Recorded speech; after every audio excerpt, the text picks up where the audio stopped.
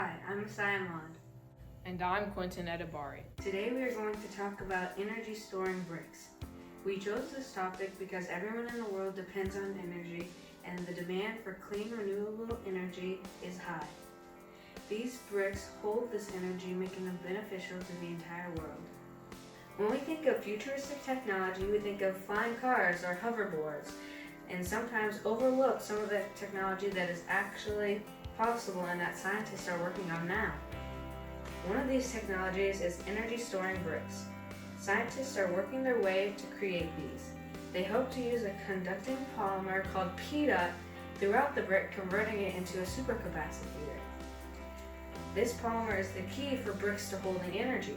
According to nature.com, right now 50 bricks can provide lighting for 5 hours, and they are improving it more and more so that in the future 50 bricks can power lighting for up to a month. Many brilliant scientists, including car maker Tesla, are designing bricks to collect solar energy and store it inside the brick. Advancement in the concept and the technology of energy storing bricks hasn't taken place yet due to the fact that it is such a new and ambitious piece of technology. For example, quote, while scientists caution that much more development is needed before these smart bricks are commercially available, they say the proof of concept holds promise that could one day turn the walls of a home into a battery to store renewable energy, end of quote. Living in a world with a demanding agenda for renewable energy, now would be a perfect time to introduce these smart bricks to the United States. Quote, to mitigate climate change would be enormously helpful, end of quote. Although advancements haven't been made with energy storing bricks, the idea still has a very bright future in the renewable energy demanding world that we live in today. When scientists achieve their goal of making energy storing bricks, it will help us in many ways. It will use regular red bricks to make a clean, renewable energy source that can be put into most houses. These bricks, which are small-scale energy storages, can be useful to homeowners that don't have solar panels because they can also be charged with electricity from the grid to provide backup power without having a backup generator. We will also be cutting down our carbon footprint with these bricks. It will decrease the amount of energy we waste and help power many houses. But there are also drawbacks, like the cost of these bricks. My partner will explain further about these drawbacks. Although this new piece of technology has great potential and it has lots of benefits, there are a few drawbacks to energy storing bricks. Building your entire house out of energy storing bricks is going to come at a staggering cost. Solar panels today are already priced in the thousands. Since energy storing bricks is such a new and efficient piece of technology, it isn't going to be cheap, especially not if you're going to build your whole house with it. Although the price has not been put out in the public yet, one can conclude that it will be very expensive. But in the long run, I believe the price to buy the bricks will equal itself out to the cost of paying an electric and gas bill each month. Not only will you save money on your bills each month, but you will be cutting down on your carbon footprint. You might be wondering what the difference between energy storing bricks and solar panels are. First, let's establish what solar panels are. According to EnergySage.com, solar panels collect and convert the sun's energy into electricity. Here behind me is a diagram of a solar panel.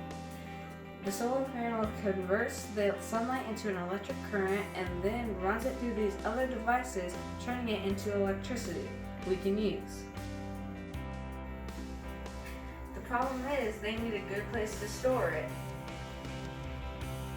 This is where the bricks come in. They store it, and when people are ready to use its energy, it goes directly to the electricity panel.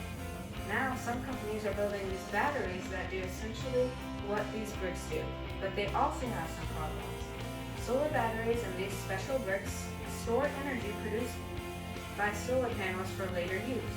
One problem with the battery is that the higher your battery's capacity, the more solar energy it stores. So batteries with less capacity, which are cheaper, don't hold as much in them.